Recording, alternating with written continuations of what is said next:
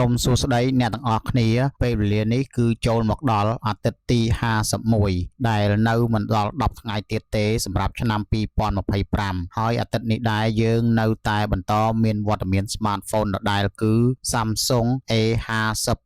5G បន្តវត្តមានឈរនៅលើចំណាត់ថ្នាក់លេខ1ក្នុងតារាងយ៉ាងណាខាងក្រោយភាពជោគជ័យនេះក៏មានវត្តមាន smartphone model ថ្មីបានហក់ចូលក្នុងលំដាប់លេខ2ដែរគឺ OnePlus 15R រួចក៏បន្តឈានមកដល់វត្តមាននៃការរំកិលឡើងមកកាន់ចំណាត់ថ្នាក់លេខ3ពីសំណាក់ smartphone Galaxy S25 Ultra ក្នុងការទទួលបានចំណាត់ថ្នាក់កំពូលតារាងទាំង3ក្នុងសប្តាហ៍នេះចុះមកកាន់លេខ4គឺ smartphone Apple iPhone 17 Pro Max នោះមានន័យថាវានៅបន្តស្ថិតនៅក្នុងតំបន់ស្ថិរភាពដោយកាលពីអាទិត្យមុនដែលអមពីក្រោយលេខ5ដោយ smartphone OnePlus 15រក្សាចំណាត់ថ្នាក់ដដែលរួចឈានមកចំណាត់ថ្នាក់លេខ6ដែលមាន smartphone Galaxy A17 ដោយអាទិត្យមុនដែរថ្វីត្បិតថា Poco S8 Ultra ធ្លាក់ចំណាត់ថ្នាក់យ៉ាងគំហុកមកកាន់លេខ7អមដោយមិត្តរួមក្រុម Xiaomi 17 Pro Max